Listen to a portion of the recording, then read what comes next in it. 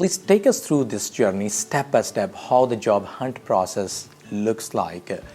Should candidates get connected on LinkedIn before coming here with a lot of people or with just few people, or they should bring a lot of copies of their CVs? What exactly they should do? First of all, it starts with the right mindset.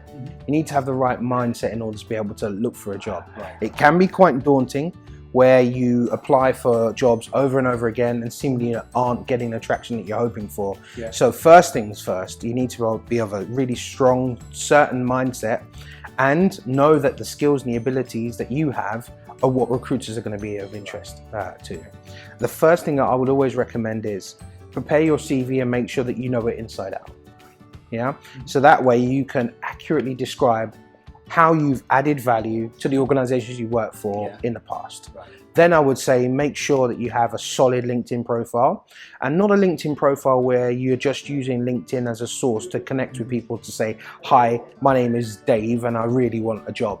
It's more about being that relational, deliberate relational kind of individual where you're approaching people and saying, hi, I've seen your profile, I really enjoy your profile, you've got some great experience, would you mind just giving me some advice or opinion on how I can raise my profile here in the UAE? What training courses might be of interest? What networking sessions should I attend?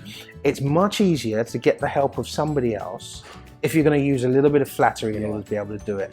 If you're just going to reach out to people and say, hi, I'd really like a job, you're not going to get a lot of connections and you're not going to get a lot of help. I would also use groups that are on LinkedIn. So if you're, for example, in the pharmaceutical industry and you want to find a job and a position in the pharmaceutical industry, there are lots of pharmaceutical groups that are on LinkedIn. Right. Okay. Add to them and then start the conversation. You're a professional in your industry. You need to have some idea or some thought or some opinion on what the latest technology techniques across your industry is.